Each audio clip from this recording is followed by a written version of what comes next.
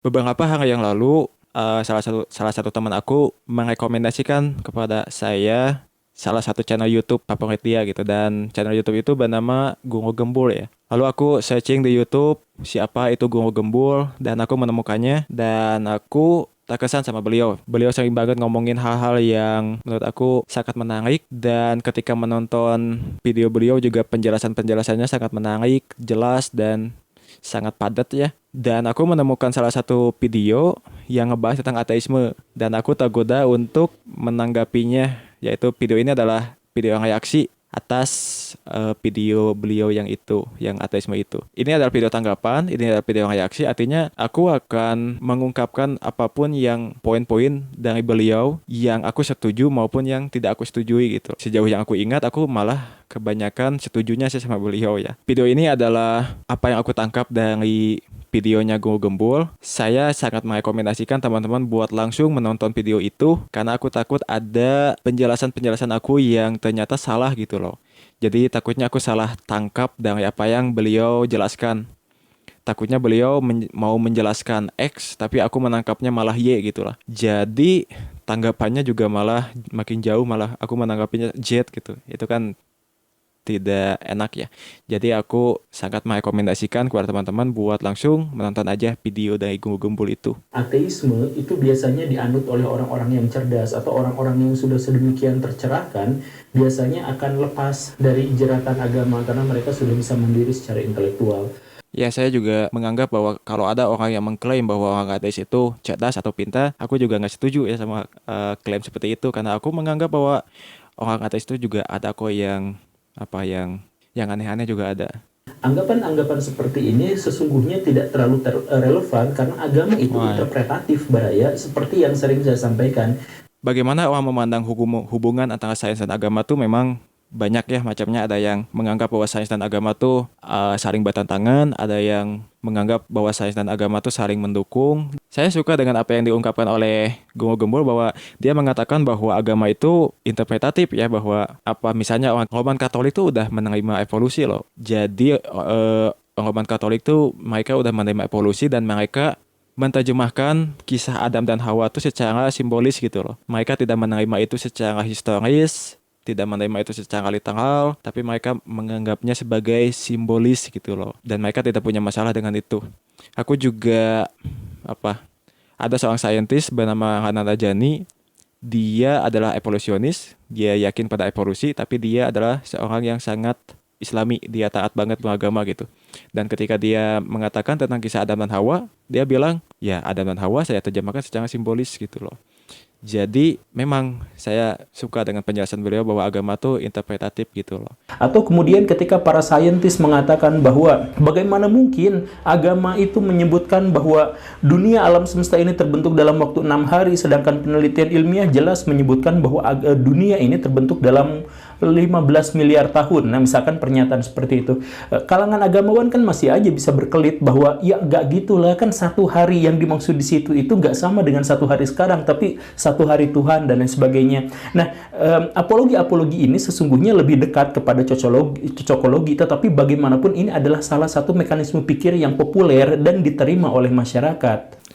Betul, betul banget itu terkesan banget cocokologinya. Bayangkan teman-teman ada penganut Odin, seseorang yang meyakini bahwa Tuhan Odin menciptakan manusia itu dari pohon gitu loh. Lalu ketika dia belajar sains, dia menemukan bahwa manusia itu adalah hasil dari produk evolusi misalnya. Tapi dia masih meyakini bahwa manusia diciptakan oleh Tuhan Odin dari pohon. Lalu bagaimana dia menyesuaikan keyakinannya dengan ilmu yang baru dia terima? Ya mungkin dia bakal menganggap bahwa pohon itu secara simbolis ya. Pohon itu apa, manusia pertama itu apa, dan terkesan banget cocokologinya gitu loh.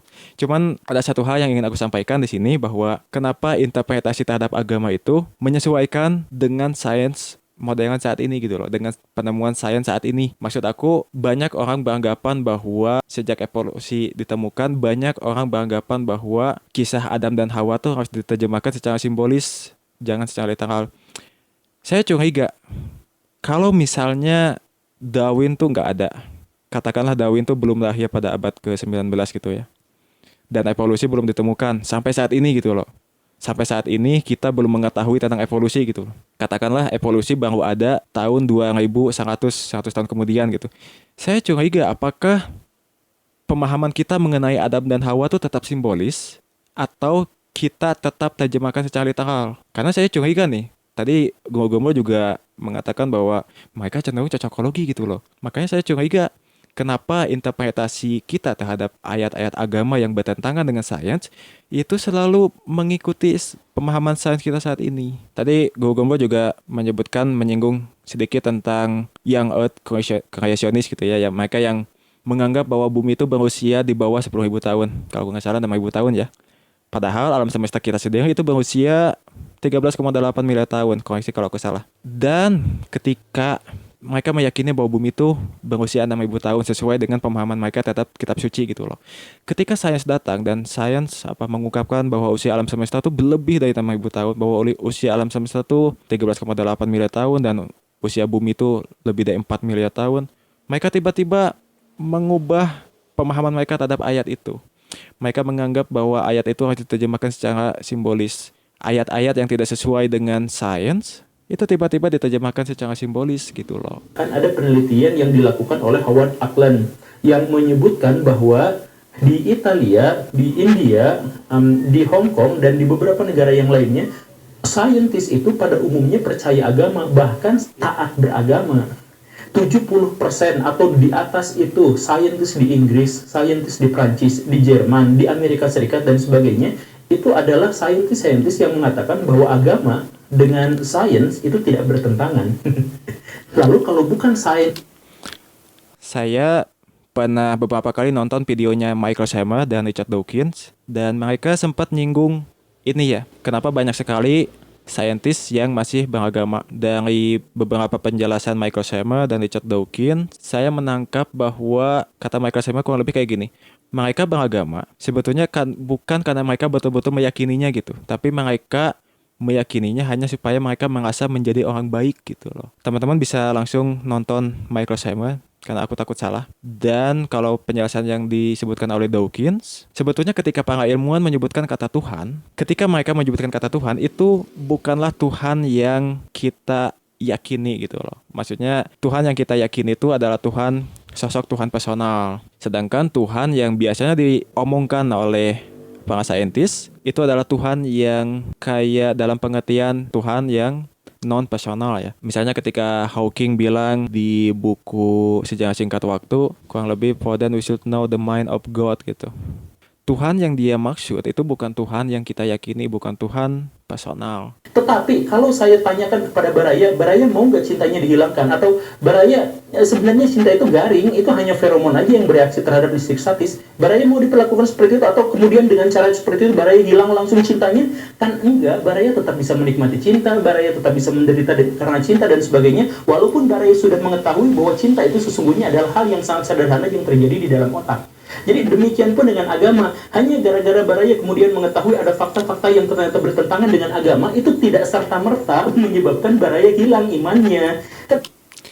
Saya di sini kurang setuju dengan pernyataan beliau ya. Menurut saya analogi yang beliau sampaikan juga kurang tepat sebetulnya menurut saya.